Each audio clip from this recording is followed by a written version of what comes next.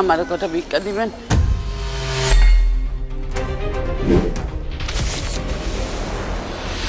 আরে এটা তো আমার মাইয়া। একদিন রাইতে আমারে কইছিল কক্সবাজার যাইব, তারপর আর বাসায় ফিরে নাই। এত বছর পরে ওই কি আমারে মায়ের পরিচয় দিব? কি করছো? এসব ফকির মিসকিনদের টাকা দিয়ে কোনো লাভ নেই। এসো। স্যার, ও স্যার, দেন না কটা ভিক্ষা। তোর এত বড় সাহস, তুই আমাদেরকে বাধা দিলি? কেন করছিস? কে দিয়েছে? কে দিয়েছে তোকে এত বড় সাহস?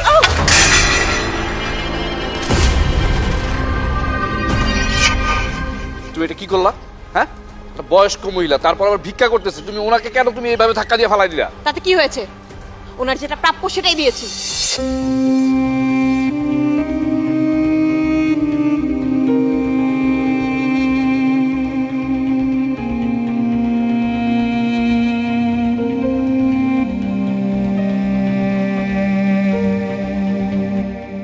ভিক্ষা? আরে এরা তো ভিক্ষুক সেজে অভিনয় করে, অভিনয় বিজনেস করে। এদের ঢাকা শহরে দেখো কি বাড়িও আছে, ব্যাংক অ্যাকাউন্ট আছে, অ্যাকাউন্টে টাকাও আছে। তাই নাকি? কি বলো ওইসব? হ স্যার, উনি ঠিক কথাই কইছে। আমার গুলশান বনানীতে একটা ফ্ল্যাট ছিল, ব্যাংকে অনেক টাকাও ছিল। তাহলে আপনি ভিক্ষা করতেছেন কেন? ওই যে উনি কইলেন বিজনেস, আসলে পেটের দায়ে ভিক্ষা করতে নামছি।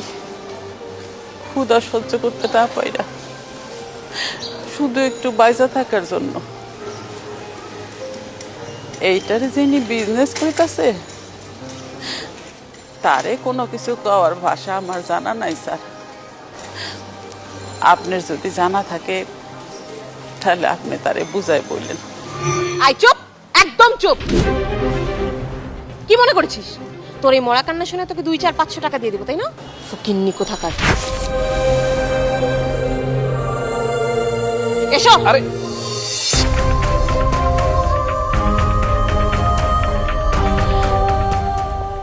আল্লাহ,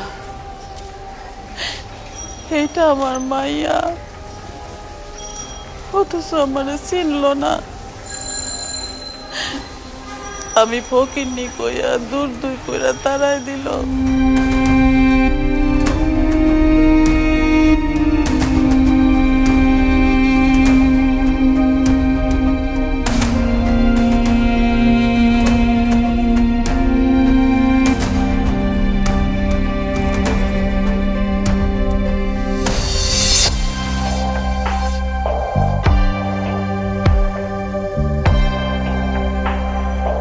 আচ্ছা, তখন তুমি এরকম অসহায় তোমার মায়ের বয়সে একটা ভিক্ষুক মহিলার সাথে এরকম খারাপ ব্যবহার করলা কেন? সে না হয় আমার গায়ে একটু হাত দিয়েছে, এর জন্য তুমি তাকে ধাক্কা দিবা? আমার না ছোটবেলা থেকে একটা স্বভাব আছে, ফকির মিসকিনদের না আমি দেখতে পারি না, দেখলে আমার মাথায় রক্ত উঠে যায়। ছি ছি ছি ছি, তোমার তো দেখছি মানবতা বলতে কিচ্ছু নেই। মানবতা নেই বলতে কি বলছো? তুমি কি বলতে চাচ্ছ এখন এই ফকির মিসকিন মহিলাটাকে আমি এখন জড়িয়ে ধরে মা মা বলতাম, তাই না? আমি তোমাকে বলি না এই যে মা মা বলে জড়ায় ধরতে, আমি শুধু তোমাকে বলছি তুমি ওনাকে কেন ধাক্কা দিলা, এটা তোমার ঠিক হয় নাই। তুমি এত বড় একটা অফিসার, তুমি কালচার স্ট্যাটাস কিচ্ছু বোঝো না। ফার্স্ট ক্লাস অফিসার তুমি, এরকম গরিব মিসকিনদের জড়িয়ে ধরা, টাকা দেওয়া, এগুলো না কোনো ক্লাস স্ট্যাটাস কালচারের মধ্যে পড়ে না। শোনো, আমার বাবা মা আমাকে কি শিখেছে জানো? গরিব অসহায় মানুষদেরকে কখনো অবহেলা করতে নেই। আমি যে এত বড় একটা অফিসার হইছি, এত টাকা পয়সার মালিক হইছি, আমি যদি এই টাকা পয়সাগুলো এখন খারাপ কাজে উড়াই দিই, গরিবদের সাহায্য না করি, তাহলে কি আমি কোনো মানুষের ভিতরে পড়ি? ওই টাইপের কালচারের মানুষ আমি না। এই জন্যই তোমাকে বললাম যে তুমি ক্লাস কালচার এগুলো কিছুই বোঝো না। একদম চুপ, তুমি কিন্তু বেশি কথা বলছো। আশ্চর্য, ওরকম একটা ফকিন্নির জন্য তুমি আমার সাথে এরকম বিহেভ করছো কেন? কথা সেটা না, কথা হলো তুমি ওনাকে এইভাবে ধাক্কা দিছো, সেটাতে আমি অনেক কষ্ট পেয়েছি। আমি তোমার কাছ থেকে এটা আশা করিনি। আমি তোমার ভালোবাসা বিয়ে করছিলাম, ভেবেছিলাম তোমার মনটা অনেক সুন্দর, কিন্তু আজকে আজকে আমার বোঝা হয়ে গেছে তোমার মনটা যে কত পুষ্টি। ও তাই, ঠিক আছে, তাহলে এক্ষুনি আমি এই বাসা ছেড়ে চলে যাব। আমার মন যখন কুচিত, আমার সাথে থাকার দরকার নেই, আমিও এই ফ্ল্যাটে আর থাকতে পারবো না। আরে মৌ, আরে এত রাতে কোথায় যাবে তুমি? মৌ, আরে দাঁড়াও।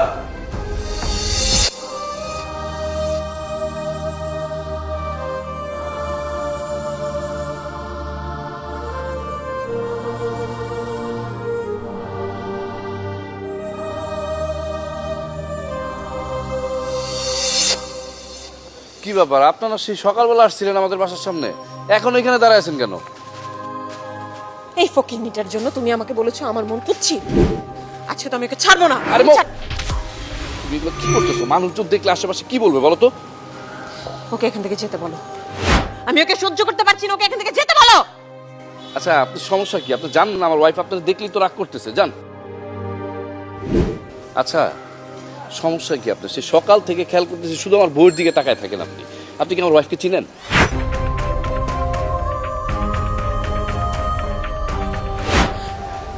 না না বাজান, আমি ওনারে চিনবো কেমন করে? বুঝতে পেরেছি তো, এত সহজে যাবে না। আজকে আমি ওকে শিক্ষা দিয়ে ছাড়বো। আজকে ঘাট ধাক্কা দিয়ে ওকে আমি এখান থেকে বের করে দেবো। আরে আর একবার যদি ওনার গায়ে হাত তোলার চেষ্টা করো না তুমি, তাহলে একদম তোমার মানবতা শিখাই দিব আমি। এত বেয়াদব হয়েছে কেন তুমি? সামান্য একটা ফকিন্নির জন্য আজকে আমার গায়ে হাত তুলতে একদম পারলে? চুপ, একটা কথা বলবা না তুমি। আসো আমার সাথে।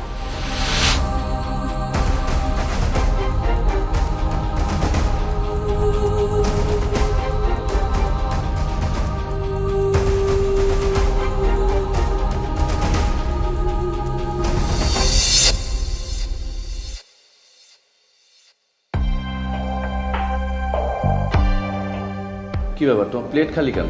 খাচ্ছ না কেন তুমি? আমি খাবো না। তুমি ফকিন্নির জন্য আমার গায়ে হাত তুলেছো, আমি কিচ্ছু খাবো না। আশ্চর্য, মহিলাটা একটা বয়স্ক মহিলা, তারপর আবার ভিক্ষা করে। দেখো তুমি ওই মহিলার সাথে যেরকম একটা খারাপ ব্যবহার করছো না, এটা আমি একদম সহ্য করতে পারিনি। কেন সহ্য করতে পারো নাই? আমার থেকে কি তার জন্য তোমার বেশি ভালোবাসা উঠে উঠেছে? হ্যাঁ, বেশি দরদ?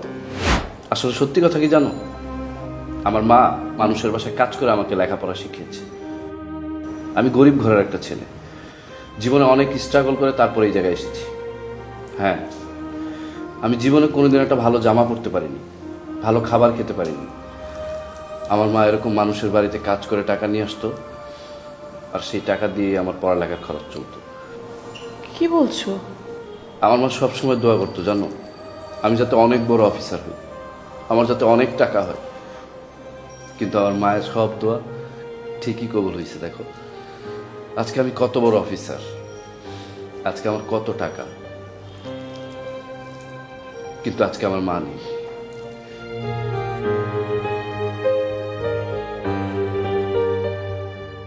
আসলে হয়েছে কি জানো, আমি যখন আমার মায়ের মতন এরকম বয়স্ক মহিলা দেখি, আমি তাদের অনেক সম্মান করি, শ্রদ্ধা করি।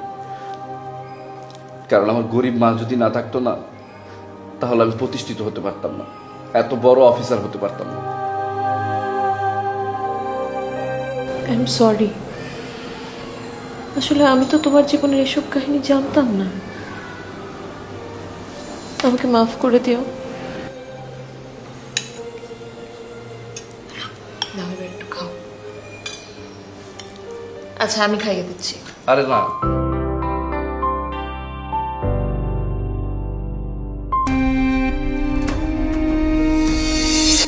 আরে আপনি সেই না, ওই যে ওই দিন আমার বাসার সামনে আমার ওয়াইফ আপনার সাথে খারাপ ব্যবহার করেছিল, ওই যে ধাক্কা দিয়ে ফেলেও দিয়েছিল, চিনতে পারছেন আমাকে?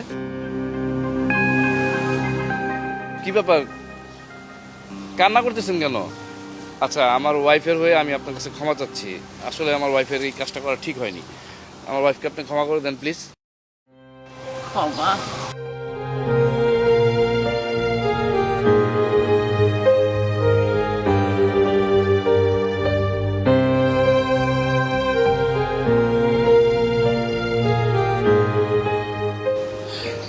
ক্ষমা তো তারে আমি কইরেই দিছি, কিন্তু মহান রাব্বুল আলামিন মনে হয় তারে ক্ষমা করে নাই। কি বলছেন আপনি? বুঝলাম না আসলে। আপনারে সেদিন আমি বলছিলাম না, গুলশান বনানীতে আমার একটা ফ্ল্যাট আছে, ব্যাংকে অনেক টাকা আছে। ও হ্যাঁ হ্যাঁ বলেছিলেন তো। আচ্ছা আপনি এত কিছু থাকা সত্ত্বেও আপনি ভিক্ষা করছেন কেন? এত কিছু থাকতে কেউ কি শখ করে ভিক্ষা করে বাবা?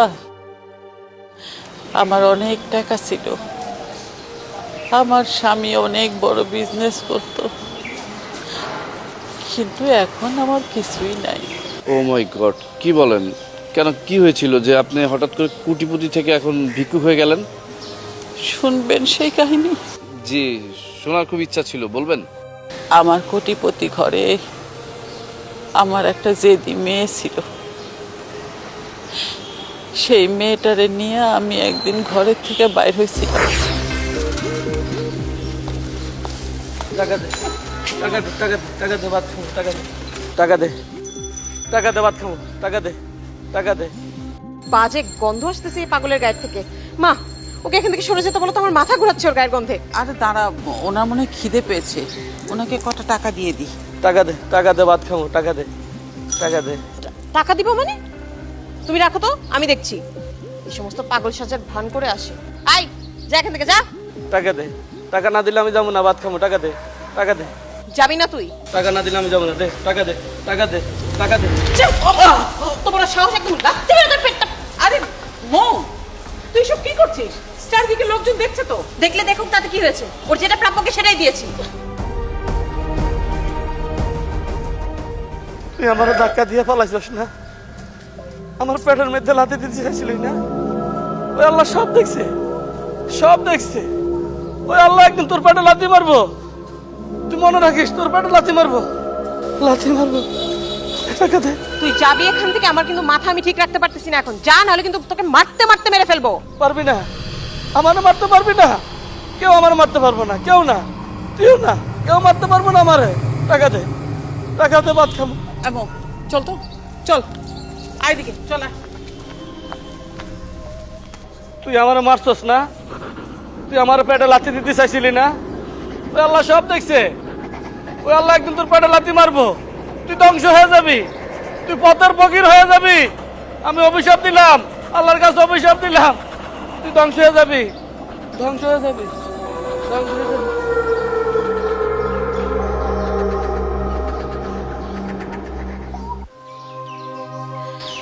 সেই পাগলের অভিশাপ আমাকে লাইগা যায়।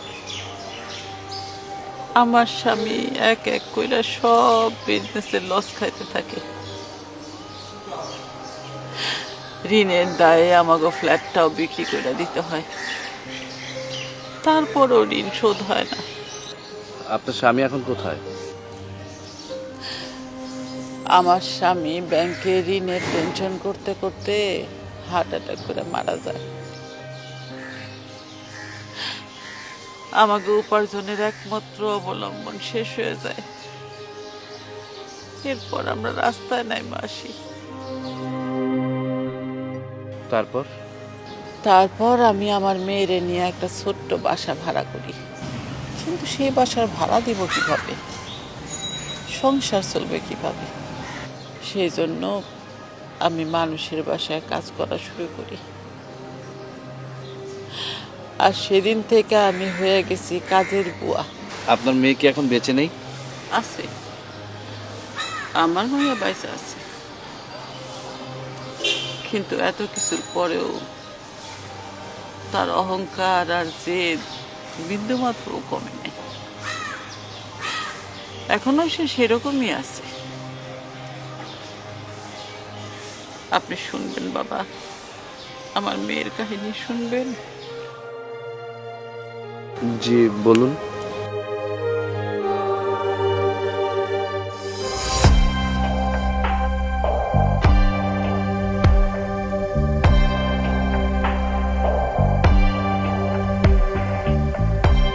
মা, তুমি ভার্সিটি থেকে আসলা? আমি তো ওই বাড়িতে কাজে যাইতাছি। এনো, এই যে বাসার চাবিটা রাখো। দেখো মা, আমি তোমাকে একদিন মানা করছি আমাকে রাস্তার মাঝখানে যেখানে সেখানে মেয়ে বলে ডাকবা না। তুমি মানুষের বাসায় কাজ করো, তুমি কাজের বুয়া। তুমি যদি আমাকে মেয়ে বলে ডাকো, তাহলে আমার মান সম্মান কোথায় থাকবে? আমার আসলে মনে ছিল না মা, তোমার দেখা চাবির কথা মনে পড়লো তো তাই ডাকছি। চুপ করো। আমি ভার্সিটিতে যাই, আমার একটা মান সম্মান আছে। আমার ফ্রেন্ডরা যদি জানতে পারে যে একটা কাজের মহিলা আমার মা, আমি একটা কাজের বুয়ার মেয়ে, তাহলে আমার প্রেস্টিজ আর মান সম্মান কোথায় থাকবে? না না, আমি কাউরেই বলবো না যে তুই আমার মেয়ে। দেখো, আমি তোমাকে শেষবারের মতো ওয়ার্নিং দিচ্ছি, আজকের পরে যদি তুমি কোনোদিন আমাকে রাস্তাঘাটে ভেবে মেয়ে বলে ডাকো, তাহলে তার পরিণতি খুব খারাপ হবে। দাও চাবি দাও।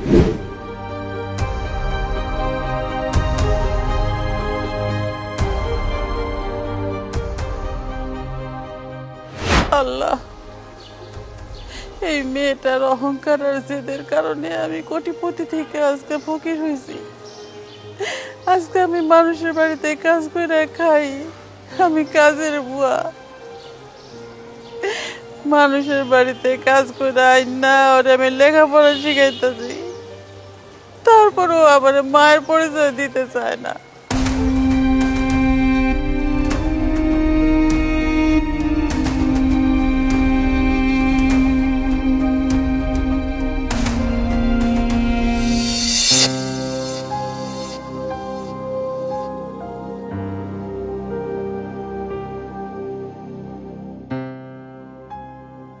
নেমা ভাত খেয়ে নে।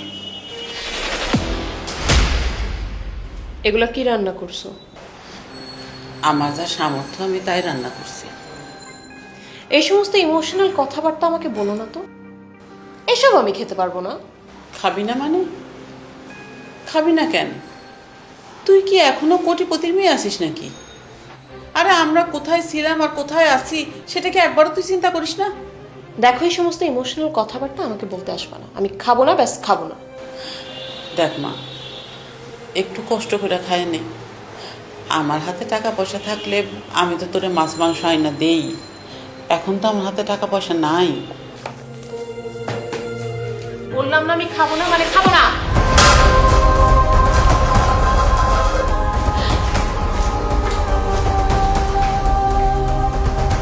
হায় হায়, এই কটা ভাতের জন্য আমি মানুষের বাসায় কাজ করি, কত কষ্ট করি, আর সেই ভাতগুলারে তুই এইভাবে নষ্ট করলি। আল্লাহ, তুমি কি আমার মেয়েটারে একটু শুধরাই দিবা না?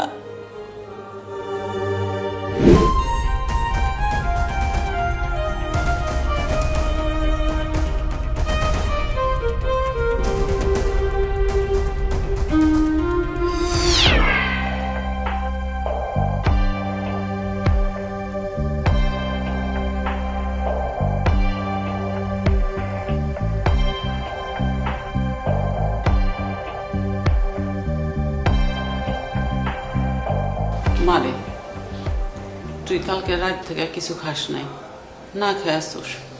চল একটু নাস্তা করে নিবি। আমি ওইসব আলতু ফালতু খাবার আর খাবো না। ফালতু খাবার খাবি না? তাহলে তুই কি খাইতে চাস? তুই যেগুলো খাইতে চাস সেগুলো টাকা আমি কোথায় পাবো? তুমি যদি মানুষের বাসায় কাজ করে টাকা জোগাড় করতে না পারো তাহলে চুরি করবা। কি এত বড় কথা তুই বলতে পারলি? আমি চুরি করব?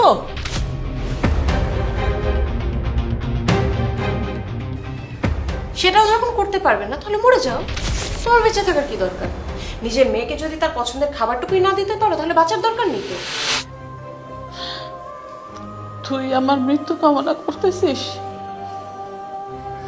আমি তোর মুখের দিকে তাকাইয়া তোরে লেখাপড়া শেখানোর জন্য মানুষের বাসায় কাজ করতেছি, মানুষের বাসায় কাজ করে তোরে আমি লেখাপড়া শিখাইতেছি, আর তুই আমার মৃত্যু কামনা করিস? তুমি মানুষের বাড়িতে কাজ করে আমাকে লেখাপড়া শেখাচ্ছ, তাতে কি হয়েছে? এটা তো তোমার দায়িত্ব, তুমি তোমার দায়িত্ব পালন করতেছো। এতে মহাভারত অশুদ্ধ হয়ে যাচ্ছে না? হ্যাঁ, আমি শুধু আমার দায়িত্ব পালন করতেছি। ঠিক আছে মা, তুই কোনো চিন্তা করিস না। আমি হোটেলে গিয়ে তোর জন্য মাংস আর পরোটা নিয়ে আসতেছি। তবু তুই না খেয়ে থাকিস না। তুই না খেয়ে থাকলে আমার খুব কষ্ট হয়, বুকের ভিতরে কেমন জানি করে।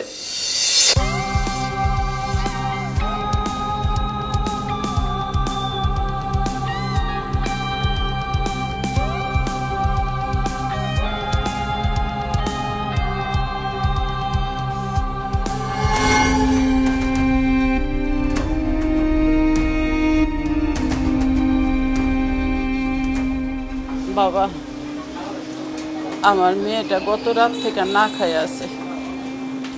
আমার 2টা পরোটা আর একটু গরুর মাংস দিবা? আমার কাছে এখন টাকা নাই, আমি এক সময় আইসা তোমার টাকা দিয়ে যাব।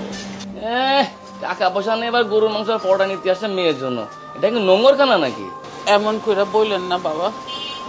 আপনি এখন আমারে পরোটা আর গরুর মাংস দেন, আমি সত্যি সত্যি পরে আইসা টাকা দিয়ে যাব। হ্যাঁ, তোমার এগুলা দিই, আর পরে তোমার খুঁজেই পাওয়া যাবে না। আজারে পেঁচাল পারো না, কাস্টমার এখান থেকে যাও। বাবা, আপনার কাছে অনুরোধ করে বলতেছি, আমারে খাবারটা দেন, আমি পরে আইসা টাকা দিয়ে যাব। তুমি কি যাইবা নাকি তোমাকে ঘাট ধাক্কা দিয়ে বার করে দেন? একটু দয়া করেন বাবা, আমি সত্যি পরে আইসা আপনার টাকা দিয়ে যাব। তুমি তো সোজা কথার মানুষ না, যাও এখান থেকে।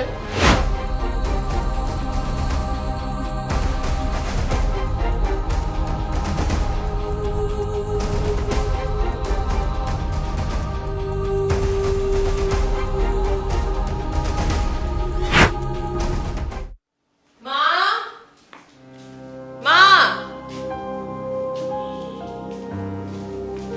কি আমার 5,000 টাকা লাগবে, আমাকে 5,000 টাকা দাও। 5,000 টাকা? এত টাকা দিয়ে কি করবি তুই? সামান্য 5,000 টাকাকে এতগুলো টাকা বলছো কেন? 5,000 টাকা এখন আমাদের কাছে 5 লক্ষ টাকার সমান। দেখো, আমি এত কিছু বুঝি না। আমার 5,000 টাকা লাগবে, আমাকে দাও, আমি কক্সবাজার যাব। কক্সবাজার যাবে কিসের জন্য? ঘুরতে যাব। আমার মন একদম ভালো নেই, আমি কক্সবাজার ঘুরতে যাব। আরে আমি মানুষের বাড়িতে কাজের বুয়ার কাজ করে পেটের ভাত জোগাড় করতে পারি না, বাসা ভাড়া দিতে পারি না, তোর লেখাপড়ার খরচ চালাতে হিমশিম খাই, আর সেই কষ্টের টাকা দিয়ে তুই কক্সবাজার ঘুরতে যাবি? সেটা তুমি পারো না, তোমার ব্যর্থতা। সেই ব্যর্থতার দায়ভার তো আমি নিব না। আমার টাকা লাগবে, তুমি আমাকে টাকার জোগাড় করে দিবে। আচ্ছা, তোর এই মায়ের প্রতি কি একটু দয়া হয় না? কিসের দয়া হবে? মানুষের বাসায় কাজ করে তো টাকা কম পাও না। আমি যে টাকা পাই সব টাকা তো তোর পেছনেই আমার খরচ হয়ে যায়। তুমি আমাকে টাকা দিবে কিনা বলো। আমি এখন পারবো না, এখন আমার হাতে টাকা নেই। টাকা পাওয়া পর্যন্ত আমাকে একটু সময় দে। আচ্ছা ঠিক আছে, দিলাম, কিন্তু খুব বেশি সময় তোমাকে আমি দিতে পারবো না। যত তাড়াতাড়ি সম্ভব টাকা জোগাড় করে আমাকে দিবে, আমি কক্সবাজার যাবই যাব।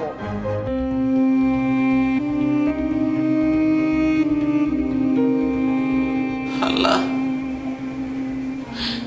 আমি এত টাকা এখন কই পাবো? আমি এখন কি করবো আল্লাহ? মেয়ে যখন এরকম, তাকে তো আর ফেলে দিতে পারি না। কষ্ট করে হলেও যেভাবেই হোক টাকা আমাকে জোগাড় করতেই হবে। আল্লাহ তুমি ভরসা।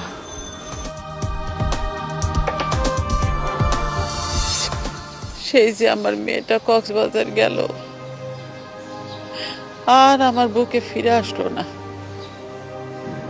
আমি তার অনেক খুঁজছি, কিন্তু পাই নাই। কষ্ট করতে করতে আমি অসুস্থ হয়ে গেছি। আমার এই পাটা অবসর মতো রয়ে গেছে।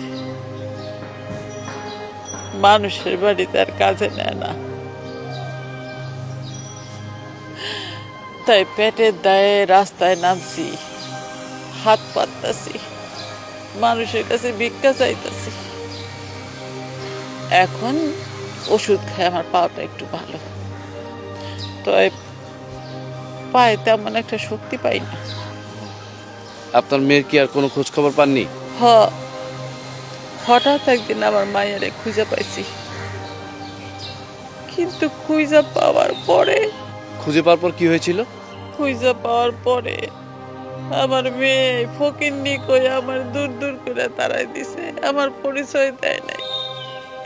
আগে যখন মানুষের বাসায় কাজ করতাম তখন কাজের বুয়া হিসাবেও আমার কোনোদিনও পরিচয় দেয় নাই।